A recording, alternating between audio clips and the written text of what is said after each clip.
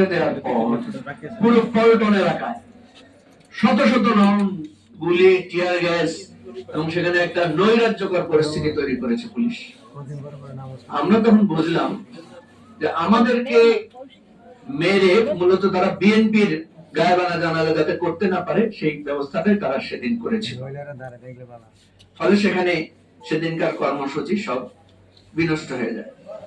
আমরা যেহেতু প্রত্যেকেই আহত ছিলাম, গুলিবিদ্ধ ছিলাম, বহু কষ্টে আমরা অফিসে গিয়ে পরে আমরা দেখলাম যে পুলিশ আমাদের অফিস ঘেরাও করে রেখেছে। আমি গিয়ে ভর্তি হলাম। কোন হসপিটাল আমাদেরকে ভর্তি নিচ্ছিল না। বুলেট ইনজুরি শুনলেই তারা ভয় পাচ্ছিল, কাউকে ভর্তি নিচ্ছিল না কোন হসপিটাল।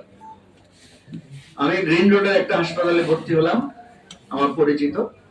সেখানেও আমি দেখলাম যে তারা অনেক ভয় ভীতির মধ্যে আছে। তার পরের দিন বা একদিন পরে আমি শুনলাম যে বাবলু ভাই আহত। বাবলু ভাই নগর হাসপাতালে আছেন, গণস্বাস্থ্য নগর হাসপাতালে। আমি বাবলু ভাইকে দেখতে গেলাম। গিয়ে আমি অবাক হয়ে গেলাম যে বাবলু ভাইয়ের মাথায় মানে যে পরিমাণ, আসলে বাবলু ভাইয়ের স্বাস্থ্যটাই ওনার জন্য ক্ষতিকর, কারণ গুলি করলে এ ধরনের স্বাস্থ্যবান লোকরা বিপদে পড়ে বেশি। ফলে উনি আমাদের মধ্যে সবচেয়ে বেশি আহত হয়েছিলেন। আর জোনায়েদ সাকি আক্রান্ত হয়েছিলেন, উনিও হাসপাতালে যাওয়ার পথে সেখান থেকে আক্রান্ত হয়েছিলেন। আমাদের একজন ভাই খালিদ হাসান, উনি গুলিবিদ্ধ হয়েছিলেন, উনি একটা হাসপাতালে গেলেন, ওখান থেকে ওনাকে ডিবি গ্রেফতার করে নিয়ে গেছে। সেই সময়গুলো এমন ছিল, এখানে সাইফুল হক ভাই আছেন, তখন ইন্টারনেট বন্ধ ছিল। অন্যান্য দলের অবস্থা তো কিরকম, শুধু দুইটা অফিস আমরা মাঝে মাঝে বসতাম, সাইফুল ভাইয়ের অফিসে, আমাদের অফিসে। এবং মনে আছে এখনো, যেহেতু ইন্টারনেট বন্ধ ছিল, আমরা ছোট ছোট মেসেজ লিখে লিখে বিবৃতি লিখতাম এই 10-12টা রাজনৈতিক দলের। বিবৃতিটা টাইপ করে ছোট ছোট করে 3 লাইন 2 লাইন করে করে আমি সাইফুল ভাইকে পাঠাতাম। সাইফুল ভাই সেগুলো দেখে আবার কোনো কারেকশন থাকলে দিতেন। এরপরে ফাইনালি আমরা বিভিন্ন পত্রিকাগুলোতে পাঠাতাম। এইভাবে আমরা আমাদের প্রতিবাদ, রাজনৈতিক আন্দোলনটাকে আমরা জারি রাখার চেষ্টা করেছি। এবং ছাত্রদের এই মহিয়ান আন্দোলন, এত বড় একটা সংগ্রাম, চোখের সামনে দিয়ে কিভাবে একটা প্রতিবাদ, একটা বিক্ষোভ, একটা সংগ্রাম, গণসংগ্রাম এবং সর্বশেষ যেটা গণ অভ্যুত্থানে রূপান্তরিত হয়, সেটা আমরা দেখার ঐতিহাসিক সাক্ষী হতে পেরেছি আমরা। সুতরাং জুলাই নিয়ে আমার কোনো ক্ষেপ নাই, কোনো আক্ষেপ নাই। জুলাই নিয়ে যারা বলেন জুলাই কি সফল হয়েছে না ব্যর্থ হয়েছে, আমি বলি জুলাই 100% সফল হয়ে গেছে। একটা গাছ যখন অনেকগুলো আম দেয়, আম দেওয়ার পরে আমরা কোনো সময় এটা কেটে ফেলি না, আমরা মনে করি আরো তো দিবে, আরো দেখ না, অসুবিধা কি, আমরা সেই গাছটাকে পরিচর্যা করি। একটা গরু যখন দুধ দেয়, 5 কেজি দুধ দেয়, 10 কেজি দুধ দেয়, আমাদের চাওয়ার পুরোটা পূর্ণ হয়, তারপরে কি আমরা মনে করি আরে এই গরুটা থেকে দুধ খাবো না, নিশ্চয়ই আমরা সেটা বাদ দিয়ে দেই না, আমরা আরো খাই। জুলাই এমন একটা প্রাপ্তি আমাদেরকে দিয়েছে যে আমরা যা চাই নাই তার চেয়ে বেশি পেয়েছি। আমি তো বলি, আমি সবসময় বলছি, প্রতিদিনই বলছি, বিএনপি যা যা চেয়েছিল, বিএনপি চেয়েছিল খালেদা জিয়ার মুক্তি, চেয়েছিল তারেক রহমানের স্বদেশ প্রত্যাবর্তন, চেয়েছিল হাজার হাজার লাখ লাখ কর্মীদের মিথ্যা মামলা প্রত্যাহার, চেয়েছিল নেতাদের জেল থেকে মুক্তি, চেয়েছিল নির্বাচনের মাধ্যমে ক্ষমতা আসার।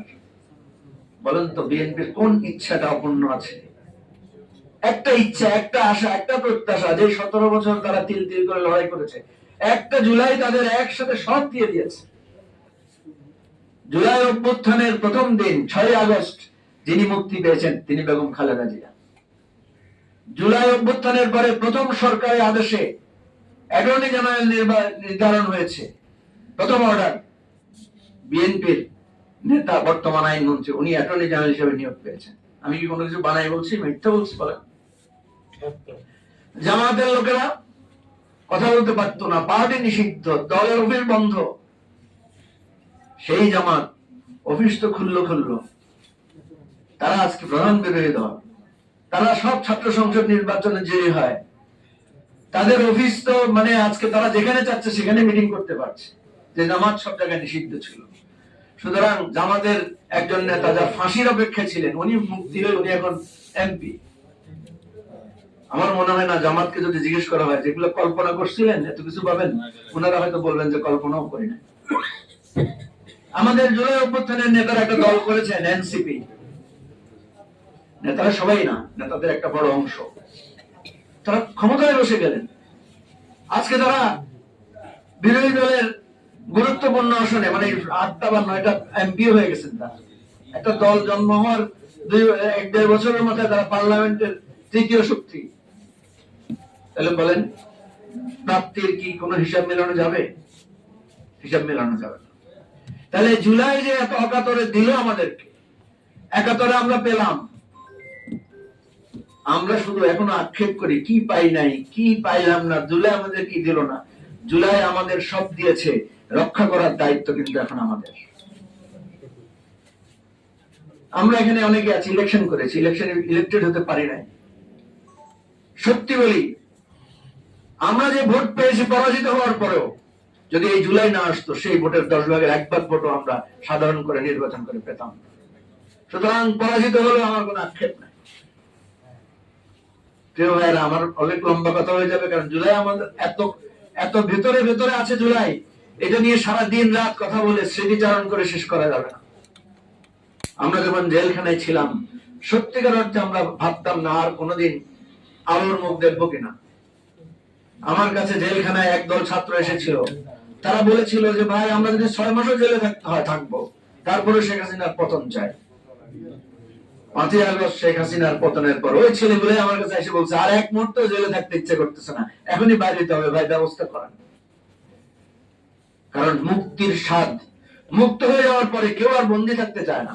আপনারা জানেন, বাংলাদেশের প্রত্যেকটা জেলখানা ভেঙে ফেলা হয়েছে সেদিন। সেদিন আমরা যারা এখানে জেলখানায় কেউ আছেন কিনা আমি জানি না, সেদিন প্রত্যেকটা জেলখানার তালা ভেঙে সবাই বেরিয়ে গিয়েছে। মুক্তি কি জিনিস, স্বাধীনতা কি জিনিস, সেদিন আমরা প্রত্যেকটা অন্তর অন্তর অনুভব করেছি। সুতরাং আমি অনুরোধ করব, আপনারা কেউ জুলাইকে ভুলে যাবেন না। এখানে বুলভাই আছেন, কতবার জীবনে জেল খেটেছেন, কতবার আদালতের বারান্দায় খেটেছেন, হিসাব করে শেষ করা যাবে না। ভুলে গেছেন মনে হয়, ভালো করে জিজ্ঞেস করলে বলতে পারবেন না। হিসাব রাখার সময় কোথায়? প্রিয় ভাই বন্ধুগণ, তাহলে এই জুলাইকে আমাদেরকে ধারণ করতে হবে, রক্ষা করতে হবে। আমি আজকে একটা ব্যতিক্রমী কথা বলে আমার কথা শেষ করতে চাই। কিছু কিছু লোক সবাই বলছেন যে আওয়ামী লীগ ছাড়া এই রাষ্ট্র কিভাবে চলবে, আওয়ামী লীগ ছাড়া ইনক্লুসিভ পলিটিক্স কিভাবে হবে, আওয়ামী লীগকে ছাড়া সংসদ কিভাবে চলবে। আচ্ছা বলেন তো, আমরা কি চেয়েছিলাম আওয়ামী লীগকে ছাড়া সংসদ? আমরা কি শেখ হাসিনার দেশ ত্যাগ চেয়েছিলাম? কোথাও দেখেন, কোথাও লিখেছি আমরা চেয়েছি কিনা? আমরা শেখ হাসিনার পদত্যাগ চেয়েছিলাম। আমরা বলেছিলাম পদত্যাগ করেন, তত্ত্বাবধায়ক সরকারের অধীনে নির্বাচন দেন, যে তত্ত্বাবধায়ক সরকার বাতিল করেছেন সেটা ফিরে আনেন, এটাই তো চেয়েছিলাম। কিন্তু তিনি আমাদের কথা শুনলেন না। তিনি এমন একটা জায়গায় নিয়ে গেলেন, মেরে কেটে গণহত্যা করে নৃশংসতা চালিয়ে জনগণ তাকে দেশ ত্যাগ করতে বাধ্য করেছে। গণভবনে যে মিছিল দেখা যায়, ভিডিও ছবি ভালো করে তাকায় দেখেন, কোন বড় রাজনৈতিক নেতার ছবি দেখবেন না। গণভবন ঘেরাও করেছে কারা? গণভবন চারিদিক থেকে ঘেরাও করে ফেলেছিল কারা? আপনারা দেখবেন, মানুষ যখন চারিদিক থেকে ঘেরাও করে ফেলেছে, মানুষ যখন রাজপথে নেমে যেখানে সেখানে আওয়ামী লীগকে ধরছে, ঘুরছে, পুলিশ খুঁজতেছে, সেই সময় আজকের প্রধানমন্ত্রী বলেছিলেন যে প্রতিশোধ নেওয়া যাবে না, প্রতিহিংসা চালানো যাবে না। কোন রাজনৈতিক নেতার মুখে শুনবেন না সেদিন কোন প্রতিহিংসার কথা। প্রত্যেকেই সান্ত্বনা দিয়েছে, প্রত্যেকে থামিয়েছে লোকদেরকে। আজকে ভুলে যাচ্ছেন, আপনারাই পালাই গেছেন, আপনারাই সব ছেড়া টেরা আত্মগোপনে চলে গেছেন। আর এখন বলেন যে আপনাদেরকে ইনক্লুসিভ পলিটিক্স নাকি, আমরা নাকি আপনাদেরকে নির্বাচন করতে দেই নাই। মনে রাখবেন, 90 এরশাদের পতন হয়েছিল, কিন্তু এরপর এরশাদ নির্বাচন করেছিল, করেছে না ভাই? নির্বাচনে এরশাদ আসন পাইছিল না 30টার মতো, 35টা আসন। ওনারা মিলান, এরশাদ যদি ইলেকশন করতে পারে, আপনি কেন, আমরা কেন পারবো না? আমরাও তো তাই বলি। এরশাদ তো পদত্যাগ করে ক্ষমতা হস্তান্তর করেছিলেন, আপনার মতো দেশ তো ছাড়ে পালায় যায় নাই। আমাদের নোয়াখালী ভাষায় একটা কথা বলে, বুলু ভাই ভালো করে চিন্তা করে, আই অঙ্কি ইত্তাম। এক লোক তার চাচার ক্ষেতের মধ্যখান দিয়ে যাচ্ছে, তো হাঁটতে গিয়ে ধান ক্ষেত মারাই ফেলতেছে। চাচা দেখছে দূর থেকে, কয়ে কোন গারে ধান ধান ক্ষেত নষ্ট করো। তো বলছে যে কাকু আয় না, আপনারা বোঝেন তো নোয়াখালীর ভাষা, কত আমার ধান ক্ষেত নষ্ট করতেছে, বকা দিল। তো ও তো ভয় পেয়ে গেছে, ভয় পেয়ে সে আবার পিছনের দিকে হাঁটা শুরু করছে, মানে আসছিল আবার চলে যাচ্ছে, কইছে আবার হিসেব মুড়ে যায়, সে আবার পিছন দিকে গেলে আবার ধান নষ্ট। তো সে কয় কাকু আয় অন কি এতাম, কয় তুই কি এত্তি হইতি। শেখ হাসিনা বাংলাদেশের রাজনীতিকে এমন একটা জায়গায় নিয়ে গেছে যে সে নিজেই পালিয়েছে, সে নিজেই রাজনীতি থেকে নিজেকে সরিয়ে নিয়েছে, সে নিজেই এমন একটা পরিস্থিতি তৈরি করেছে নির্বাচনে অংশগ্রহণ করার তার কোনো অবস্থাই নাই। আর দায় দিচ্ছে এখন আমাদেরকে।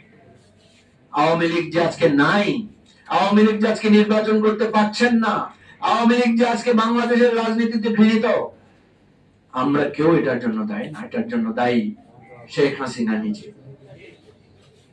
ভারতের পররাষ্ট্রমন্ত্রী জয়শঙ্কর কালকে তাদের পার্লামেন্টে কি ঘোষণা দিয়েছে, কি বক্তৃতা দিয়েছে, নিশ্চয়ই আপনারা শুনেছেন। সেখানে বলছে উনি নাকি গোপালগঞ্জ যাওয়ার জন্য রেডি হয়েছিলেন। তো গোপালগঞ্জ এয়ারপোর্ট হলো কবে, উনি প্লেনে উঠছেন গোপালগঞ্জ যাওয়ার জন্য? কত বড় মিথ্যু। জয়শঙ্কর কালকে বলেছেন যে শেখ হাসিনার পক্ষ থেকে আবেদন করা হয়েছে তাকে ভারতে আশ্রয় দেওয়ার জন্য। আমি অবাক হয়ে যাই, সাইফুল হক ভাই, তারপরে আমাদের